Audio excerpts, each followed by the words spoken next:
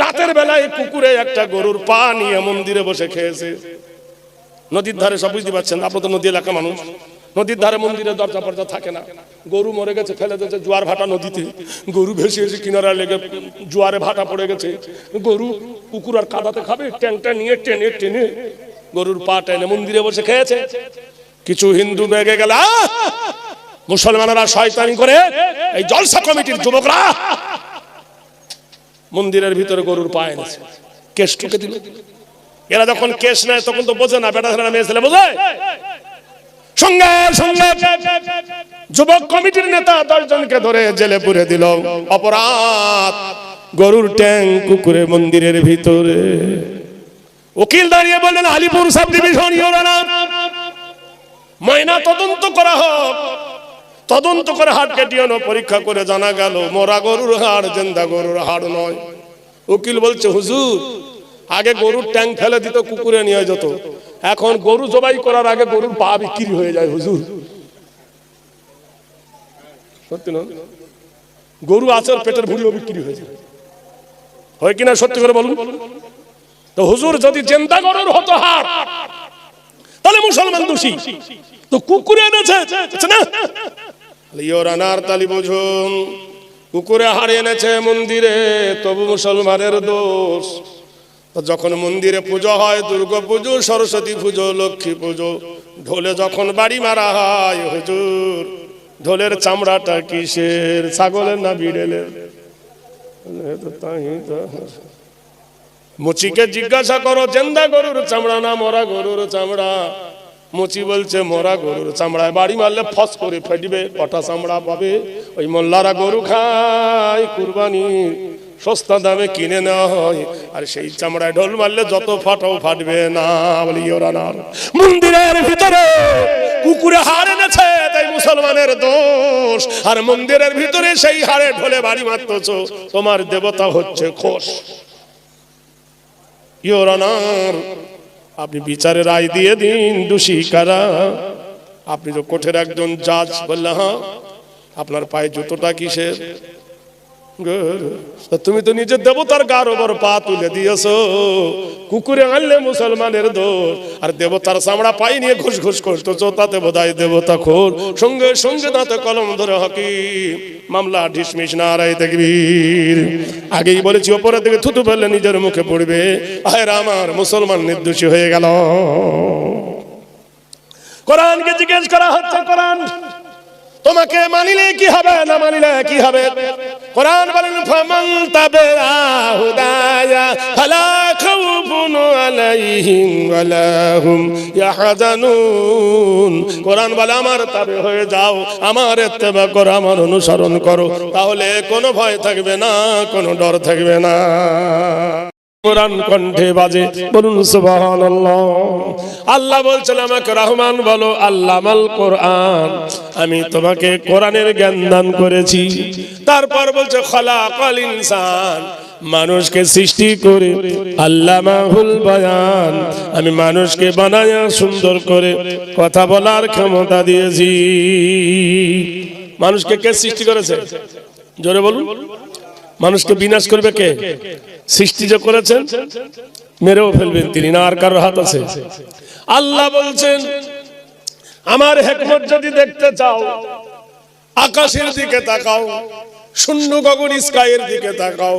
ওয়াসসামা রাফাহা ওয়া ওয়াদাল মিজান, আমার সৃষ্টিকে দেখে স্রষ্টাকে ভজো, যে এত শূন্যে নীল গগনটা টাঙাইতে পারে। তাহলে আল্লাহ বলেন, সৃষ্টি দেখে স্রষ্টাকে বোঝো। এই বোতলটা বানায়েছে একজন মিস্ত্রি আছে, মাইকটা যে বানায়েছে একজন মিস্ত্রি আছে, গ্লাসটা যে বানিয়েছে একজন মিস্ত্রি আছে। বিনা মিস্ত্রি ছাড়া গ্লাস তৈরি হয় না, বিনা মিস্ত্রি ছাড়া আকাশ তৈরি হয় না। গ্লাস দেখে গ্লাস বানাইতে পারো, আকাশ দেখে একটা আকাশ বানাইতে পারবা না, পারবে? আল্লাহ বলছেন,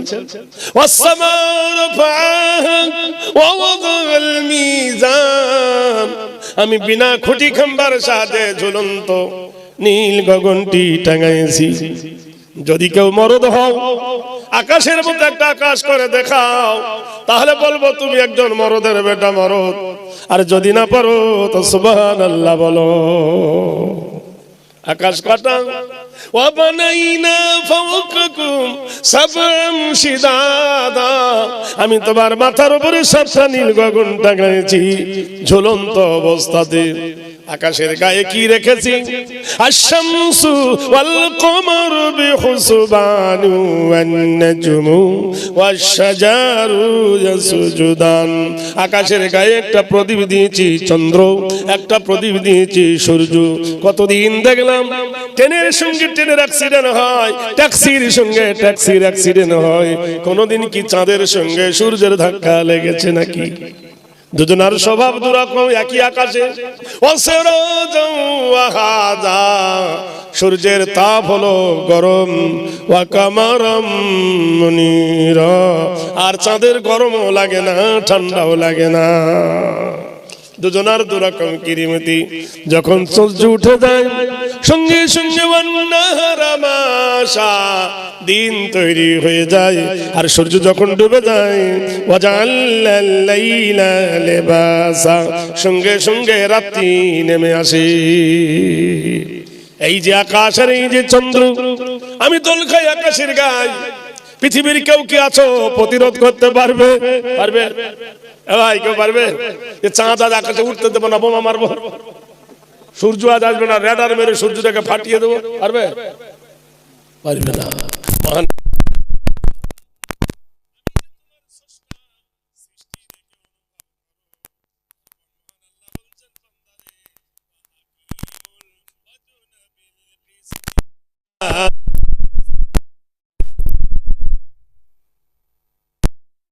স্বভাব আছে, নেবার সময় নেবে বেশি, দেবার সময় দেবে কম।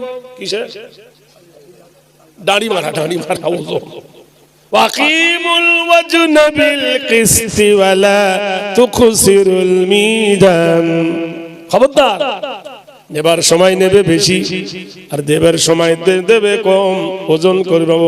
কেননা আমি আল্লাহ তোমার জন্য আল্লাহ তাতগাউ বিল মিজান, কিয়ামতের দিনে তোমার ঈমানটাকে আমি ওই রকম পাল্লায় ওজন করব।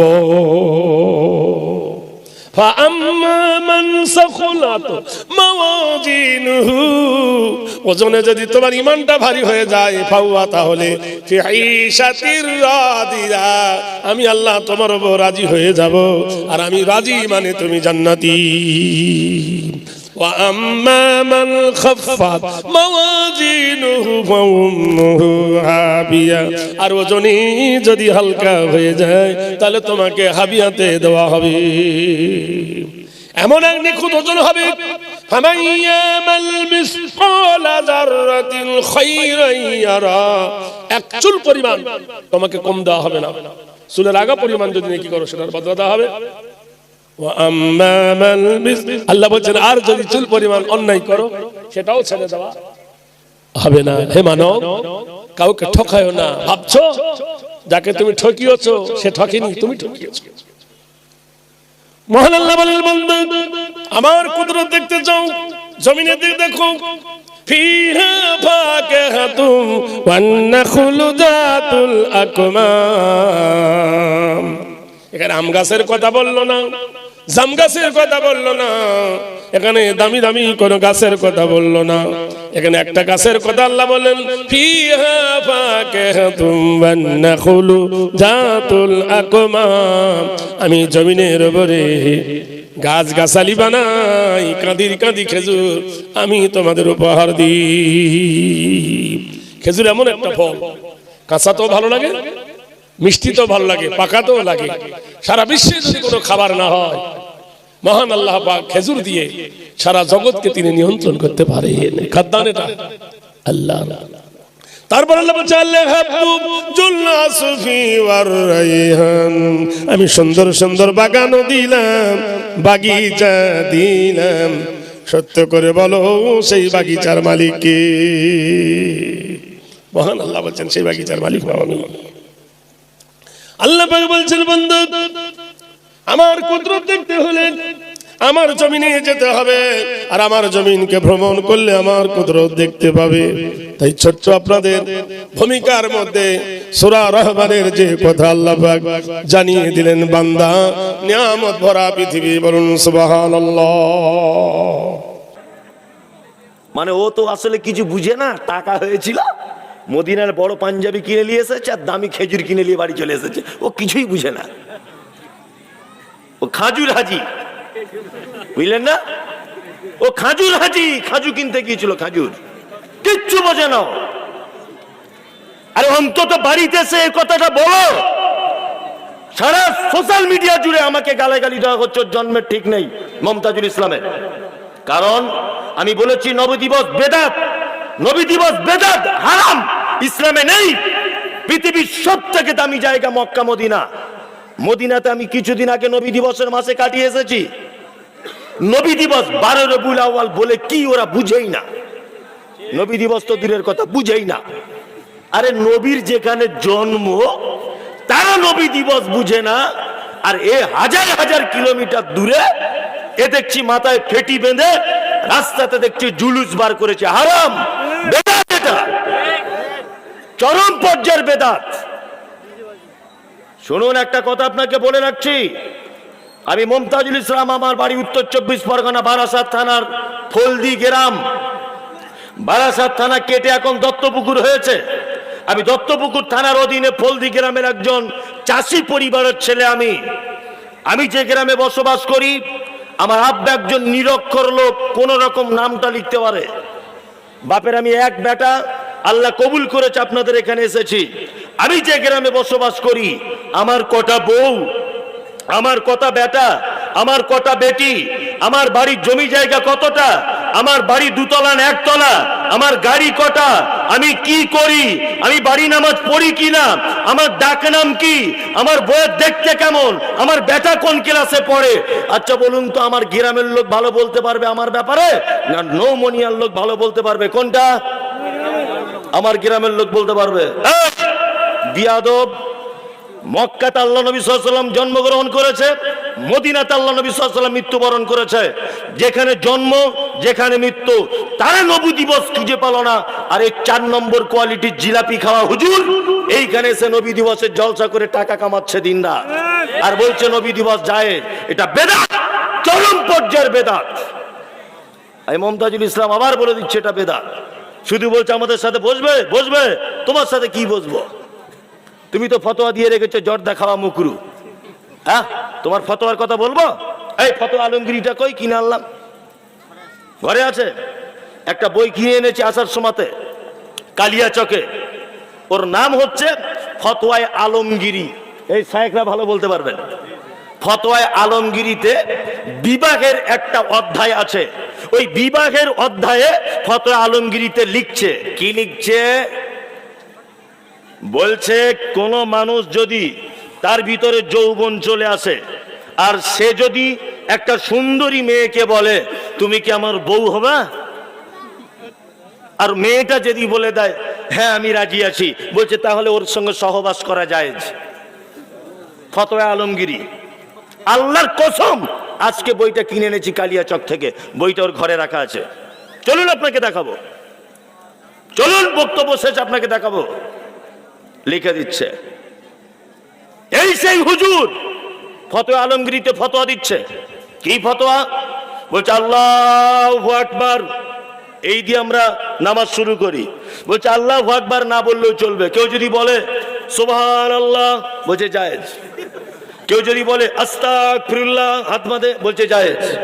ইয়া সাত্তারো, জায়েজ। ইয়া গফফারো, বলছে জায়েজ। নাম্বার 2 বলছে কেউ যদি আল্লাহু আকবার বলতে না পারে, তাহলে সে যদি ফার্সিতে বলে তবুও চলবে। ফতোয়া কার? ফতোয়া আলমগিরি। এই জিলাপিখোর হুজুরদের লেখা ফতোয়া। কি বলছি বুঝতে পারছেন না? আল্লাহু আকবার। আল্লাহ তুমি জাতিকে হেফাজত করো, বলুন আমিন। আমিন। এদেরকে আপনি যতই বলুন জীবনে বুঝবে না। কিছুদিন আগে সোশ্যাল মিডিয়াতে আপনারা দেখেছেন, এ কথা অনেক জায়গায় বলেছি, তবু আমি আবার আজকে আপনাদেরকে বলে দিয়ে যাচ্ছি কথাটাই। কিছুদিন আগে কোন একটা পীর সাহেব পশ্চিম বাংলা থেকে হজ করতে গিয়েছিলেন, দেখেছেন? দেখেছেন। হজ করতে গিয়ে ওখানে তো ইয়া নবী সালাম আলাইকা, ইয়া রাসূল সালাম আলাইকা, এটা কিয়াম করে না? ও তো মক্কা মদিনায় করলে পাছার চামড়া তুলে দিবে। কি বলছি বুঝতে পারছেন না? মক্কা মদিনাতে যদি ইয়া নবী সালাম আলাইকা তোমার চামড়া তুলে দিবে। আর যারা ইয়া নবী সালাম আলাইকা করছো, তোমরা শোনো, তোমাদের কি সোশ্যাল মিডিয়ার মাধ্যমে বলে রেখে যাচ্ছি, তোমরা নবীকে সম্মান করনি, তোমরা নবীকে অপমান করেছো। আল্লাহ সুবহানাহু ওয়া তাআলা যে জায়গাতে পবিত্র আল কোরআনে ইয়া আইয়ুহান নবী ব্যবহার করেছেন, এক কথায় বোঝা যায় হে নবী, এই কথা ডাইরেক্ট বলেননি। আল্লাহ তাআলা বলেছেন ইয়া আইয়ুহান নবী, অর্থাৎ হে আমার সম্মানী নবী। আল্লাহ শব্দ ব্যবহার করছে কি? ইয়া আইয়ুহান নবী। আল্লাহ শব্দ চয়ন করেছেন ইয়া আইয়ুহান নবী, আইয়ুহা শব্দ ব্যবহার করেছেন, মানে হে আমার সম্মানী নবী। আর এই 4 নম্বর কোয়ালিটির হুজুর বারবার বলছে সকলে উঠে বলুন ইয়া নবী সালাম আলাইকা। এই গাধা কোথাকারে, আল্লাহ শব্দ ব্যবহার করেছে আমার সম্মানী নবী, আর ও বলছে ইয়া আইয়ুহান নবী, আর ও বলছে ইয়া নবী। তুমি কি আল্লাহর থেকেও এক পর্যায়ের উচ্চ স্থান দেখাতে চাইছো? নাউজুবিল্লাহ। এটা আছে কিনা কোরআন মাজিদে? ইয়া আইয়ুহান নবী কুল লিআজওয়াজিকা, কোরআনে শব্দ এসেছে। আল্লাহ নবীকে বলছেন হে আমার সম্মানিত নবী, হে আমার সম্মানী নবী। আইয়ুব শব্দ ব্যবহার করেছেন, আর হুজুর ব্যবহার করছে ইয়া নবী ডাইরেক্ট। আল্লাহু আকবার। মানে লজিক্যাল দিক দিয়েও খারাপ, খারাপ নয়, খারাপ। তো ওখানে গিয়েছিলেন, ওখানে যাবার পরে একটা জিনিস দেখলাম যে ওখানে এই দরুদ এই কিয়াম চলে না বলে কিছু পীরপন্থীরা দেখছি একটা ঘরের ভিতরে ঘর ভাড়া, রুম ভাড়া করে ওইখানে দেখছি চালাচ্ছে। দেখেছেন আপনারা? চালাচ্ছে না কেন? নবীর দেশে গিয়ে একটু নবীর কবরের দিকে গিয়ে করো, রুম ভাড়া কেন? সৌদি আরবের পুলিশ জানে এটা বেদাত, তোমার পাছার চামড়া তুলে দিবে প্রকাশ্যে এলে। কি বলছি বুঝতে পারছেন না? বেদাত। আসলে এদের অবস্থাটা কেমন জানেন? অবস্থাটা আপনাকে বলছি, শুনে নেন। ম্যাথর বুঝেন তো, যে পায়খানা পরিষ্কার করে, ম্যাথর, ম্যাথর। ওই ম্যাথর রাস্তা দিয়ে যাচ্ছিল, যেতে যেতে দেখছি একটা আতরওয়ালা হেঁটে হেঁটে যাচ্ছে। তা আতরওয়ালাটাকে ডেকেছে, ভাই এদিকে এসো তো, এদিকে এসো। তা আতরওয়ালাকে যখন ডেকেছে, আতরওয়ালার কাজ কি? ও কাস্টমার দেখলে একটু হাতে মাল লাগিয়ে দেয়, দেয় কি দেয় না? দেয়। এখন আতরওয়ালাকে ডেকেছে বলে ও হাতটাকে ধরে একটু মাল লাগিয়ে দিয়েছে, এরকম জান্নাতুল ফেরদাউস। এখন ম্যাথরের হাতে লাগিয়েছে, ম্যাথর এখন সেন্টটা শুকিয়ে অজ্ঞান হয়ে পড়ে গেছে, একদম অজ্ঞান, ছটফট ছটফট করছে এরকম করে। আতরওয়ালা ভাবছে শালা তো বড় বিপদ, আমি আতর দিয়েছি আর লোকটা ছটফট ছটফট করছে কেন? কঠিন ব্যাপার। ও এখন বেচারা ভয়ে ফাঁকা রাস্তায় দেখছে কেউ নাই, ও ভয়ে এখন ডাক্তারখানায় নিয়ে গেছে। তো ডাক্তারবাবু বলছে আপনি কি সর্বনাশ করেছেন, কি করেছেন? তখন আতরওয়ালা বলছে ডাক্তারবাবু আমি তো কিছু করিনি, আল্লাহর কসম আমি কিছু করিনি, আমি শুধু একটু আমার জান্নাতুল ফেরদাউস পিওর আতরটা ওর হাতে লাগিয়ে দিয়েছি, ও নাকে শোনার সাথে সাথে ছটফট করে পড়ে গেছে। বলছে তাই? বলছে হ্যাঁ। ডাক্তার তো জ্ঞানী মানুষ। ডাক্তার বলছে আচ্ছা লোকটা করে কি? তা বলছে ওর বালতি আছে, হাতে ঝাঁটা আছে, মনে হয় পায়খানা টায়খানা পরিষ্কার করে, ম্যাথর। ডাক্তার তখন বিচক্ষণ মানুষ, বুঝতে পেরেছে আচ্ছা আচ্ছা আচ্ছা আচ্ছা বুঝেছি বুঝেছি। আসলে ও সারা জীবন পায়খানা ও নাকে গিয়ে গিয়ে এমন একটা হ্যাবিট হয়ে গেছে, ও অন্য কোনো ভালো সেন্ট নিতে পারছে না। এক কাজ করুন, কোথাও কাঁচা পায়খানা যদি থাকে, কারুর পায়খানা ঘর থেকে হাতে করে তুলে এনে ওর নাকে লাগিয়ে দেন, দেখবেন ঠিক হয়ে যাবে। আতরওয়ালা বড় বিপদ। আতরওয়ালা এখন পায়খানা কাঁচা নিয়ে ওর নাকে লাগিয়ে দিয়েছে, একদম পুরো চাঙ্গা।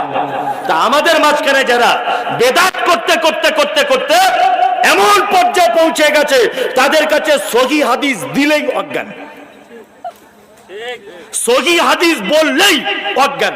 তার মানে তাদেরকে বেদাত না দিলে বেশ জুত হয় না, হয় কি হয় না? হয় না। কি বলা হচ্ছে? কুল্লু বিদাতিন দালালাহ, অকুল্লা দালালাতিন ফিন্নার, দিনের ভিতরে প্রত্যেক নব আবিষ্কৃত কাজ হচ্ছে বেদাত। প্রত্যেক নব আবিষ্কৃত কাজ কি? বেদাত। আর প্রত্যেক বেদাতকারী স্থান ফি মধ্যে, নার মানে আগুন, আগুনের মধ্যে বেদাতকারীদের জায়গা। খুব সাবধানে থাকবেন, আল্লাহর ভাষা শুনুন। আল্লাহ বলেছেন আমিলাতুন নাসিবাত তাসলা নারান হামিয়াত। এক শ্রেণী মানুষ তারা আমল করবে, আমল করতে করতে করতে করতে করতে করতে করতে এক পর্যায়ে ক্লান্ত হয়ে যাবে, তারপরেও তাকে টেনে জাহান্নামের ভিতরে ভরা হবে। এ আবার কে? যা আমল করার পরেও জাহান্নাম যাবে, এ কে? এ হচ্ছে ওই লোক আতিউল্লাহ ওয়ার রাসূল, এই কথার বিপক্ষের লোক।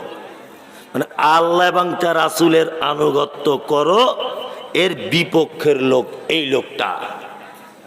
খুব বিনীত অনুরোধ করে বলছি, ইবাদত করতে গেলে পদ্ধতি রাখতে হবে মুহাম্মদ সাল্লাল্লাহু আলাইহি ওয়াসাল্লামের।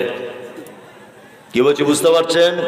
মুহাম্মদ সাল্লাল্লাহু আলাইহি ওয়াসাল্লামের ছাড়া যদি আপনি অন্য কোন রকম ভাবে যদি জান্নাতে যাওয়ার চেষ্টা করেন, বড় হুজুর বলেছে, মেজ হুজুর বলেছে, ছোট হুজুর বলেছে, আমার ওলি আল্লাহ বলেছে, আমার পীর সাহেব বলেছে, তোমার পীর সাহেবের 10 পয়সাও দাম নাই,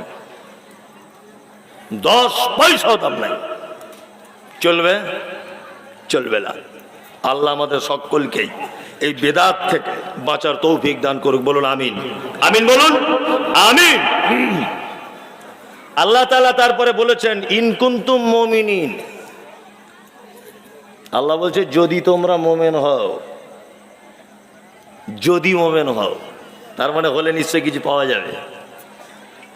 আমার ছেলে এবার মাধ্যমিক পরীক্ষা দিবে, আমার ছেলেকে বলছি তুই যদি পাস করিস, কথাটা সম্পূর্ণ হলো? হলো? হলো না। কথা সম্পূর্ণ কখন হবে? যদি তুই পাস করিস তোকে একটা মোবাইল কিনে দেবো, কথা সব কমপ্লিট, তাই না? তাই আল্লাহ বলছে ইন কুনতুম মুমিনিন, যদি তোরা মুমিন হস নিশ্চয়ই মাল কিছু পাওয়া যাবে, সেই মালটাও বলবো, এটা অপেক্ষা করুন। এখন মেন কথা হচ্ছে মুমিন হতে গেলে লাগে কি? মুমিন কিন্তু একটা ডিগ্রির নাম। কি নাম? ডিগ্রির নাম। আপনাকে একটা কথা জিজ্ঞেস করি, এই যে লোকটা আমার পাশে বসে আছে, এই লোকটা MA পাস কমপ্লিট। আচ্ছা বলুন তো, এই লোকটাকে কেউ কোনোদিন মাস্টার বলে বা স্যার বলে ডাকবে? কথা বলুন একটু, ডাকবে না। তাহলে স্যার কখন বলবে? না, স্যার উপাধি পেতে গেলে শর্ত হচ্ছে লোকটাকে চাকরি পেতে হবে স্কুলে, তাই না?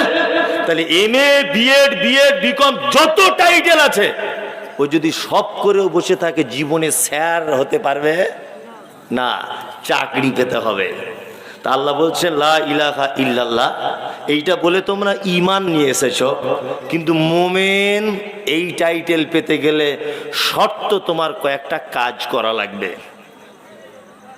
কয়েকটা কাজ, একটা একটা করে কয়েকটা কাজ বলি। আল্লাহ বলছেন ইন্নামাল মুমিনুনা আল্লাযীনা ইযা যুকিরাল্লাহু ওয়াজিলাত কুলুবুহুম ওয়া ইযা তুলিয়াত আলাইহিম আয়াতুহু যাদাতুহুম ঈমানাও ওয়া আলা রাব্বিহিম ইয়াতাওয়াক্কালুন।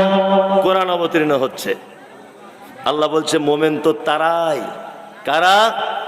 আল্লাহ তাআলা বলছেন ইন্নামাল মুমিনুনা আল্লাযীনা ইযা যুকিরাল্লাহু ওয়াজিলাত কুলুবুহুম। আরে অরিজিনাল মুমিন তো তারাই। কারা তারা? যারা পাপ কাজ করে, অন্যায় কাজ করে, অপরাধ করে, তারপরে যখন আমার কথা স্মরণ হয়ে যায় ভয়ে থরথর থরথর থরথর থরথর করে কাঁপে, এটা হচ্ছে মুমিনের 1 নম্বরের গুণ। মুমিনের গুণ কি? পাপ করবে, অন্যায় করবে, অপরাধ করবে, তারপরে আল্লাহর কথা স্মরণ হয়ে গেলে ভয়ে থরথর থরথর থরথর করে কাঁপবে, এটা হচ্ছে মুমিনের 1 নম্বরের গুণ। পাপ কাজ করে আমার পক্ষেও হয়, আপনার পক্ষেও হয়। কখনো আল্লাহর কাছে ক্ষমা বা আল্লাহর ভয়ে 2 ফোঁটা চোখে পানি বার হয়েছে? হয়নি। বরঞ্চ পাপ কাজ করার পরে সারা রাত শেফালির সঙ্গে চ্যাটিং করেছে মোবাইলে, সারা রাত কেমন আছো জান আমার, সোনা আমার, তুমি আমার অমুক, তুমি আমার তমুক, সারা রাত চালিয়েছে গোপনে পাপ। সকালে আবার চায়ের দোকানে বলছে, এই তুই বলছিলিস পটাতে পারবি না, পটিয়ে নিয়েছি। যে কি বললো, ওই সাংঘাতিক ব্যাপার, ইটারে দেখা করতে যেতে বলেছে। পাপ। আমরা বর্তমানে পাপীরা পাপ করার পরে আবার ফখর করি, করি কি করি না? করি। মহিলা পায়ের নখ থেকে নিয়ে মাথার চুল পর্যন্ত সোনা চাঁদি হীরা মণি মুক্তা ব্যবহার করতে পারে, ইসলামে বৈধ। পুরুষ মানুষ সোনা গায়ে লাগাতেই পাবে না, ছোঁয়াতে পাবে না, অলংকার হিসেবে হারাম, একেবারেই হারাম। মহিলা পড়তে পাবে। চাঁদির আংটি পুরুষ মানুষ, অনেকজন ফতোয়া দিয়েছে চাঁদির ব্যবহার করা যাবে, এতেও ওলামাদের ফতোয়া, যদি কেউ চাঁদির আংটি একটু আধটু ব্যবহার করেই ফেলে বা করে, তাহলে বিনা পাথরের করতে হবে, পাথর লাগিয়ে নয়। কারণ অনেক সময়তে পাথরে অষ্টধাতু, নবম ধাতু, সপ্তম ধাতু, পঞ্চম ধাতু এসব থাকে না, এই ব্যাপারে এই পাথরের উপর ঈমান চলে আসতে পারে, ওই জন্য বিনা পাথরের কেউ পড়লে পড়তে পারে। তাহলে সোনার অলংকার পুরুষ মানুষের পড়া কি হারাম, অথচ ও দেখছি সোনার ব্রেসলেট পরে ঘুরছে প্রকাশ্যে। কি ছিনু আর কি হুনু, আগে আন্ডার প্যান্ট পরে ঘুরতো, কেউ ওকে চিনতক না, কেউ চিনত না ওকে, এলাকার মানুষ। ওই যে তামিলনাড়ুতে কাজে গিয়েছিল রাজমিস্ত্রির, গিয়ে বড় ঠিকাদার হয়েছে, ওখানকার সিস্টেম জেনে এসেছে কাটা লুঙ্গি পরতে হয়। বাড়িতে কাটা সাদা লুঙ্গি পরে, হাতে দেখছি মোটা সোনার চেন গলাতে পরে, হাতে দেখছি 12টা আংটি পরে ঘুরছে। এরকম লোক আছে না নেই? আছে। মানুষ একটা কথা আছে, কি ছিনু আর কি হুনু। হ্যাঁ, আগে আন্ডার প্যান্ট পরে ঘুরতো, কেউ চিন্তক না ওকে। এখন 2-4টে টাকা হয়েছে, অলংকার সোনার পরা হারাম, এটাও জানার পরেও মানে ফকর করছে এক পর্যায়ে, দেখো আমি সোনার আংটি লাগিয়েছি। এটাও বলতে চাই কি চাই না? চাই। আল্লাহ তাআলা বলছেন না, এরকম সিস্টেম তো মোমেনের নয়, মোমেনের সিস্টেম তো আলাদা। ইন্নামাল মুমিনুনা আল্লাযীনা ইযা যুকিরাল্লাহ ওয়াজিলাত কুলুবুহুম। সে যদিও বা ভুল করে কখনো পাপ করেই যদি ফেলে, ভয়ে থরথর করে কাঁপবে। ওয়াইযা তুলিয়াত আলাইহিম আয়াতুহু যাদাতুহুম ঈমানাও ওয়া আলা রাব্বিহিম ইয়াতাওয়াক্কালুন। আল্লাহ বলছে দ্বিতীয় গুণ মুমিনের এই যে তার সামনে যখন আমার নিদর্শনাবলী যখন পেশ করা হবে, আল্লাহ বলছে তার ঈমান বেড়ে যাবে। ঈমান কি হবে? বেড়ে যাবে। আল্লাহর কত যে নিদর্শন পৃথিবীতে আছে, এগুলো যদি একটা একটা করে যদি বলা যায়, তাহলে এখন সারা রাত বলা যাবে শুধু নিদর্শন। আপনাকে দুটো একটা নিদর্শনের কথা বলি। আমি আজ থেকে 2-3 বছর আগে সুন্দরবন বেড়াতে গিয়েছিলাম। ওখানে বেড়ানোর পরে 2-3 দিন জঙ্গলে থাকলাম, আর সুন্দরবনের নদীতে স্টিমারে করে ঘুরলাম। ঘুরতে ঘুরতে বিভিন্ন গাছপালা দেখলাম, লক্ষ লক্ষ রকমের গাছ, কিন্তু একটাও আমের গাছ নেই, বেদানার গাছ নেই, আঙ্গুরের গাছ নেই, ডালিমের গাছ নেই, খাজুরের গাছ নেই, আপেলের গাছ নেই, পিয়ারার গাছ নেই। তা মনে মনে আমি ভাবছি কি ব্যাপার, কোটি কোটি কোটি কোটি রকমের গাছ, অথচ একটাও ফলের গাছ নাই। স্টিমারে 2 রাকাত নামাজ পড়তে পড়তে মনে হলো সত্যি তা আল্লাহ, হ্যাঁ সত্যি এটা তোমার একটা মারাত্মক বড় কৌশল।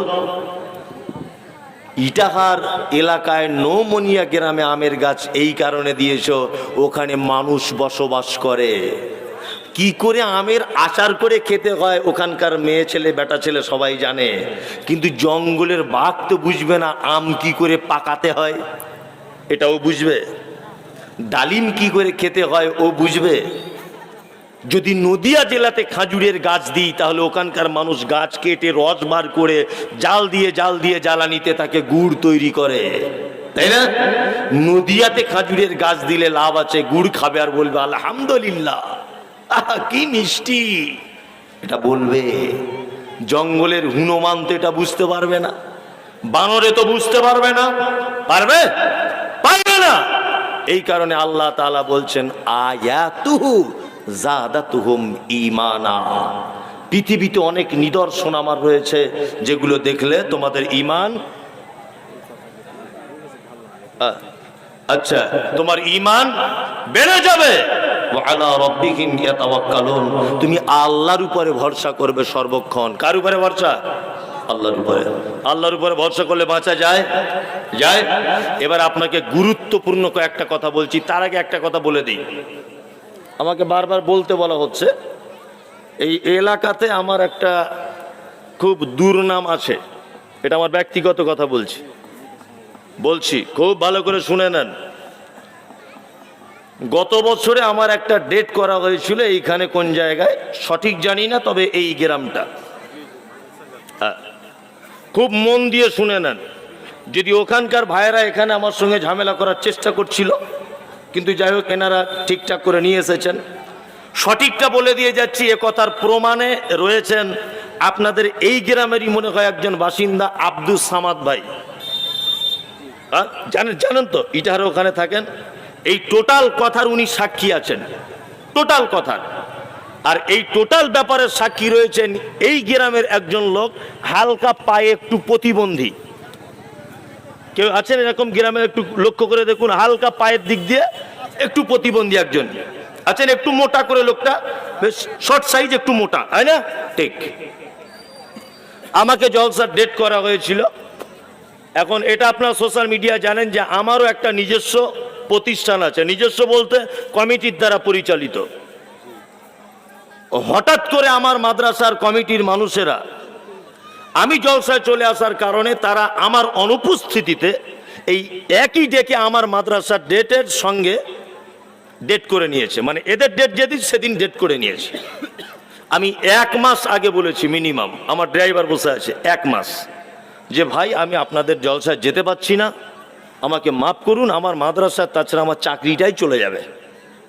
ভালো করে বোঝার চেষ্টা করুন।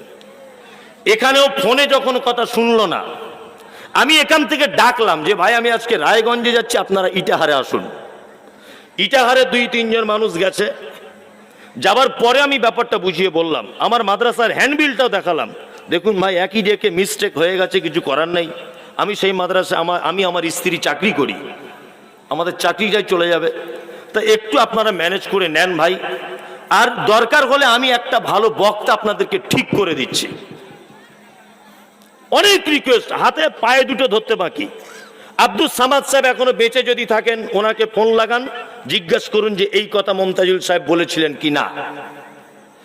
এই ঘটনা এই পর্যন্ত ওনারা শেষ কথা আমাকে বলেছিলেন ইটাহারে দাঁড়িয়ে, যে আপনি যদি না আসেন তাহলে এলাকায় এলে আপনাকে আমরা বুঝে নেব, এই ভাষাটাই। আমি তাও বলছি ভাই বুঝে নেবার কিছু নেই, আপনি একজন মুসলিম ভাই, আমিও ভাই, একটা মিস্টেক হয়েছে, কিছু করার নেই। 2 নম্বর কথা হচ্ছে, আমাকে 5,000 টাকা অ্যাডভান্স দেওয়া হয়েছিল। না 5,000, যাই হোক 5,000 টাকা আমাকে অ্যাডভান্স দেওয়া হয়েছিল। যিনি জলসার ডেট করেছিলেন ওনাকে টাকা সেই দিন ফেরত দিতে গেছে, উনি নেননি। তারপরেও মিনিমাম 5 থেকে 10 বার ফোন করেছি, ভাই টাকাটা ফেরত নেন। ওই মাওলানা সাহেব বলছেন আমি তো কমিটিতে একা নয়, আমি ফেরত নিতে পারবো না। নাম্বার 2, এই গ্রামের ওই লোকটা একটু হালকা প্রতিবন্ধী মানুষ, কলকাতা চিড়িয়াখানাতে আমি বেড়াতে গেছি পরিবার নিয়ে, ওনার সঙ্গে চিড়িয়াখানাতে দেখা। উনি আমাকে বলছেন আপনার নাম মমতাজুল ইসলাম? বলছি জি হ্যাঁ মমতাজুল ইসলাম। তা বলছে আমাদের মাদ্রাসা আপনি জাননি, আমার যে দাওয়াত করেছিল ও কি রাজনৈতিক দলের সঙ্গে যুক্ত, আমার চাচতো ভাই না কি বললো। আমি বললাম আলহামদুলিল্লাহ খুব ভালো ভাই, টাকাটা দিচ্ছে আপনি ফেরত নিয়ে যান। ও দাঁড়িয়ে ফোন করলো কমিটিকে, কমিটি তাও বললো যে না টাকা ফেরত নেবো না, আমাদেরকে অন্য একটা ডেট দিতে হবে। আজ থেকে 1 থেকে 1.5 মাস আগে আমাকে আবার ফোন করা হয়েছে যে নৌমনিয়া মাদ্রাসা থেকে বলছি আপনার একটা ডেট দেন। আমি বললাম দেখুন এখন ডেট পাবেন না, সব ডেট বুকিং হয়ে গেছে, দয়া করে আপনাদের টাকাটা ফেরত নেন ভাই। কিভাবে দেবো বলুন? মিনিমাম 20 বার ফোন করেছি। যদি মনে করেন ফোনের রেকর্ডিং শোনাবো তা আমার রেকর্ডিং করা আছে, তবে বার করতে অনেক দেরি হবে, কেন অনেক 1 বছর আগের রেকর্ডিং। আর যদি বলেন জ্যান্ত মানুষের প্রমাণ নেব, আব্দুল সামাদ ভাইকে নিয়ে আমাকে নিয়ে ওখানে চলুন। এইটা যদি আমার অন্যায় হয়, ভুল হয়, দয়া করে যারা ডেট করেছিলেন আমাকে ক্ষমার দৃষ্টিতে দেখবেন। এরপরেও আমার কোনো দোষ থাকতে পারে কিনা আপনারা বিবেচনা করতে পারেন। এটা হচ্ছে আসল ঘটনা। ভিতরের খবর কিছু না জানলে উপর থেকে অনেক কিছু ভাবা যায়। যারা এখানে আমাকে গালাগালি দিচ্ছিলেন আমি নিজে কানে শুনেছি, ঠিক এই ভাষাতে বলছে, এই বোকাচোদা তুই আমাদের ডেট দিয়ে দেশ নিসনি এইখানে এখন। আমি আল্লাহকে এতটুকুই বলতে পারি, ও তো জানে না যে মুসাফিরের অবস্থায় থাকলে কি অবস্থা হয়। ও তো জানে না গাল কাকে দিচ্ছি, তোমার সঙ্গে আমার শত্রুতা আছে। হয়তো একটা ডেট এদিক ওদিক হয়ে গেছে কোনো একটা কারণে, তাই বলে তুমি আমাকে এই শব্দ ব্যবহার করবে? হ্যাঁ, আল্লাহু আকবার। আমি জলসার দিন পর্যন্ত বলেছি একটা বাংলাদেশ থেকে বক্তা এনে দিচ্ছে আপনাকে, সেই দিন বিকাল পর্যন্ত ফোনে কথা। আমি নিজে ফোন করছি, ভাই বক্তা পাঠাবো, বক্তা পাঠাবো। এই হচ্ছে আসল কথা। আমি চুল পরিমাণ কোনো মিথ্যার আশ্রয় নিই, আল্লাহর কসম করে বলছি। কেন এত মানুষ আর আমি একা মিথ্যা কথা বলে দিয়ে চলে যাবো, এটা নয়। এ কথাটা সত্যতারা জেনে রাখুন। যারা আছেন এখন আমার বক্তব্যের পরে আমাকে ধরবেন, যেটা ভালো হয় সেটা করবেন। আর দয়া করে ভাই টাকাটা ফেরত নিয়ে নেবেন। বহু চেষ্টা করেছি, আপনারা নেননি। যাই হোক, আল্লাহ সুবহানাহু ওয়া তাআলা এটা বলছেন। কি বলছেন? ইয়াতাওয়াক্কালুন। মুমিন কার উপরে ভরসা করে? কার উপরে? আল্লাহর উপরে। এটা আপনারা দেখতে পাচ্ছেন যে এই মুহূর্তে ভারত থেকে অনেক দূরে একটি দেশ, আপনার এই বাসাহাত থেকে আব্দুল খাবির, মরহুম আব্দুল খাবির সাহেবের স্ত্রী দান করেছেন। মরহুম আব্দুল খাবির সাহেবের স্ত্রী 5,000 টাকা দান করেছেন। যাই হোক, আপনারা দেখতে পাচ্ছেন যে এই মুহূর্তে দুটি দেশের সঙ্গে যুদ্ধ লেগেছে, ফিলিস্তিন আর ইসরায়েল। দেখতে পাচ্ছেন? দেখতে পাচ্ছেন? আল্লাহু আকবার।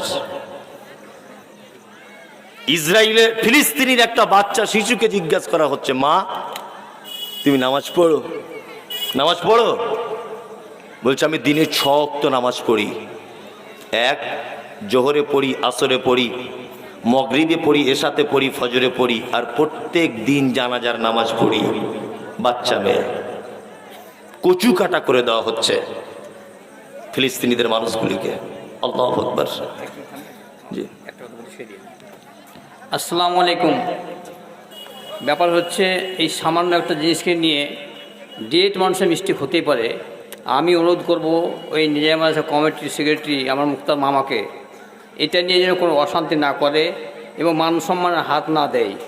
কারণ মান সম্মানের হাত দিলে আমার নুমানি গ্রামের সমস্ত লোকেরই একটা বদনাম হবে। টাকা মোজাহার মৌলভী আমাকে ফোন করে বলেছে, রেকর্ড করা আছে, যে 6,000 টাকা দিয়েছি, উনি বলছে 5,000 দিচ্ছে। হতেই পারে কথা তারতম্য। এই টাকাটা আপনার দয়া করে ফেরত নিয়ে নেবেন। ফের আল্লাহ বাঁচাই, ফের নেবেন, ওনার ডেট ফের দিবেন উনি। হ্যাঁ, কাউকে জোর কোনো করে কাজ করা হবে না, কোনো সমস্যা নেই, কোনো সমস্যা নেই। আপনি এবছরে না আগামীর জন্য ডেট করুন, কিন্তু আপনার সঙ্গে তো আমার ব্যক্তিগত ঝামেলা নেই। যাই হোক, যে কথা বলছিলাম, যেটা আপনাকে বলছিলাম, যে সেটা হচ্ছে একটা মারাত্মক পরিস্থিতি আপনারা দেখতে পাচ্ছেন। এই পরিস্থিতির কারণে তারা এই মুহূর্তে শুধুমাত্র বেঁচে আছে আল্লাহর উপরে ভরসা করে। কার উপরে? আল্লাহর উপরে ভরসা করে। সারা পৃথিবীর অন্যান্য মুসলিম দেশগুলো বলছে তোমাদের পাশে আছি, তোমাদের পাশে আছি। একজনও বাস্তবে কেউ পাশে নেই। ওই সোশ্যাল মিডিয়াতেই দেখতে পাচ্ছি পাশে আছে, কেউ পাশে নেই। এটা ভারতবর্ষের মানুষ, আমি হিন্দুস্তানের মানুষ। আমি এখান থেকে কোন রকমের সহযোগিতা করতে না পারলেও আপনার কাছে অনুরোধ যে আপনি প্রত্যেক নামাজে অন্তত পক্ষে ইমাম সাহেবকে বলুন যে তাদের জন্য একবার কুনুতে নাজেলা পড়তে। এটা যদি না হয় তাহলে এটাও বলুন, কি বলুন? যে আল্লাহ, যারা বিপদের সম্মুখীন তুমি তাদেরকে রক্ষা করো। ইনশাল্লাহ আমরা বলবো, ইনশাল্লাহ। সেই আল্লাহ আজও আছে, যে আল্লাহ নমরুদের কাছ থেকে নবী ফেরাউনকে বাঁচিয়েছিলেন, যে আল্লাহ ফেরাউনের, নমরুদের কাছ থেকে ইব্রাহিমকে বাঁচিয়েছিলেন, যে আল্লাহ ফেরাউনের কবল থেকে মূসাকে বাঁচিয়েছিলেন, যে আল্লাহ ইউনূসকে মাছের পেট থেকে বার করে নিয়ে এসেছিলেন, সেই আল্লাহ আজও আছে না নেই? আছে না নেই? আছে। হে কাবার মালিক, তোমার কাছে ডাকুল আবেদন, ফিলিস্তিনি যে সমস্ত মানুষেরা নিরীহভাবে মারা যাচ্ছে, যাদেরকে হত্যা করা হচ্ছে, হে আল্লাহ তুমি আজও পর্যন্ত ইচ্ছা করলে তাদেরকে তুমি বাঁচাতে পারো। তোমার কাছে অনুরোধ, তোমার কাছে আবেদন, আল্লাহ ফিলিস্তিনি মানুষদেরকে তুমি বাঁচিয়ে নাও। তোমার কাছে আরো একটা আবেদন, তুমি যেমন আব্রাহার সৈন্যদেরকে চিহ্নিত করে মেরে দিয়েছিলে, ঠিক কেমন ইসরায়েলের মসজিদের যারা শত্রু, ফিলিস্তিনিদের মোমেন মানুষদের যারা শত্রু, হে আল্লাহ সেই সমস্ত ইসরায়েলের ইহুদেরকে তুমি চিহ্নিত করে তাদেরকে মাটিতে মিশিয়ে দাও। একবার আমিনটা অন্তত বলুন। আল্লাহু আকবার। কি অবস্থা চলছে বোঝানো যাবে না বলে। ইয়াতাওয়াক্কালুন, মুমিন কার উপরে ভরসা রাখবে? নবীজি বলেছেন খায়রিহি ওয়া শাররিহি মিনাল্লাহি তাআলা, ভালো মন্দ যা কিছু হবে একজন মুমিন আল্লাহর উপরে ভরসা রাখবে। আপনি বিপদে পড়েন, আপনি মুসিবতে পড়েন, আপনার ব্যবসাতে লস হয়েছে, ব্যবসাতে লাভ হয়েছে, আপনার বেটা হয়েছে, আপনার বেটি হয়েছে, সারা পৃথিবীর যত রকমের ফয়সালা আপনার উপরে যখন চলে আসবে, আল্লাহ তাআলা বলছে তুমি যদি মুমিন হয়ে যাও, ইয়াতাওয়াক্কালুন, তুমি আল্লাহর উপরে ভরসা করবে। মুমিনের 3 নম্বরের গুণ কি? আল্লাহর উপরে ভরসা। নাম্বার 4, আল্লাহ বলে আল্লাযীনা ইউকিমুনাস সালাতা, আর মুমিন হলো তারা যারা 5 ওয়াক্তের সালাত আদায় করবে, অর্থাৎ নামাজ পড়বে। আপনারা পড়ছেন তো? কয় কারা কারা 5 ওয়াক্ত পড়েন? 5 ওয়াক্তের লোক হাত তুলবেন, জুম্মার লোক নয়। মাশাআল্লাহ, আলহামদুলিল্লাহ। এখানকার অনেক মানুষ, একটু পানি দেখি, খুব ভালো লাগলো যে এখানকার অনেক 5 ওয়াক্ত নামাজি। এখন যারা পড়ে না, যারা পড়ে না এদের অবস্থা কেমন বললে রাগ করিয়েন না, আর রাগ করলেও আমার কিছু যায় আসে না। আল্লাহ তাআলা পবিত্র আল কোরআনে কথা বলতে গিয়ে বলেছেন, কি বলেছেন? মা সালাকাকুম ফি সাকার ক্বালু লাম নাকু মিনাল মুসাল্লিন। একজন জাহান্নামী একজন জান্নাতীকে বলবে, পাশাপাশি বসে জলসা শুনেছিলাম, তুমি আজকে জাহান্নামে আর আমি কেন জান্নাতে, আর আমি জান্নাতে তুমি কেন জাহান্নামে? তখন সেই লোকটা বলবে জাহান্নামী, ক্বালু লাম নাকু মিনাল মুসাল্লিন, ভাই আমার জীবনের সব ভালো কাজ ছিল, শুধু নামাজ পড়িনি তাই জাহান্নামী। এ ভাই, এখানে যারা একটু কথা বলছেন সাইডে সরে যান, রাস্তায় ডিস্টার্ব করিয়েন না, সরে যান ওদিকে, সাইডে গিয়ে বলুন ক্বালু লাম নাকু মিনাল মুসাল্লিন, আমরা শুধু নামাজ পড়িনি তাই। আমাদের বাজারে কয়েক কোয়ালিটির নামাজি দেখতে পাওয়া যায়, কয়েক কোয়ালিটির। এক, কিছু কিছু লোক আছে জোহরে যায়, আসরে যায় না, আসরে যায়, মাগরিবে যায়, এশাতে যায় না। আর কিছু লোক আছে 4 ওয়াক্তে যায়, ফজরে যায় না। এরকম নামাজি আছে না নেই? আবার কিছু লোক আছে, কি আছে, যে না সারা সপ্তাহে যায় না, জুম্মার দিনে যায়। এরকম লোক আছে না নেই? আছে।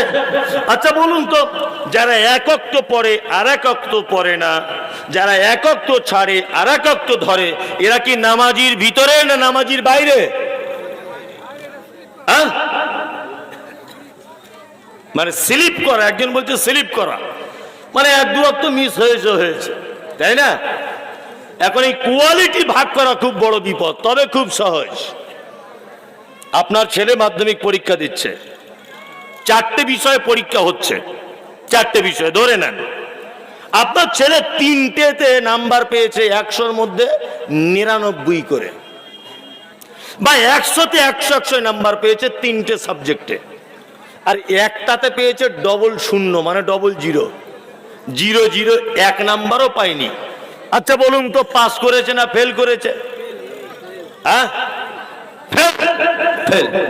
3টাতে 99 করে, একটাতে 0, এই কারণে ও ফেল। তা আমরা যারা শুধুমাত্র জোহরে পড়ি, শুধুমাত্র আসরে পড়ি, শুধুমাত্র মাগরিবে পড়ি, শুধুমাত্র জুম্মাতে পড়ি, আমরাও বেনামাজিদের অন্তর্ভুক্ত। আল্লাহ তাআলা বলেছেন কি, ফাওয়াইলুল লিল মুসাল্লিন, নামাজীদের জন্য দুর্ভোগ, জাহান্নাম। আল্লাযীনা হুম আন সলাতিহিম সাহুন, যারা নামাজে অমনোযোগী, যারা নামাজে কি কোন রকমের এনার্জি কম, জোহরে যায় আসরে যায় না, আসরে যায় জোহরে যায় না, আল্লাহ বলছেন এদের জন্য জাহান্নাম রেডি করা আছে। এ মালিক, তুমি আমাদের সকলকে 5 ওয়াক্ত নামাজ পড়ার তৌফিক দান করো, আমিন।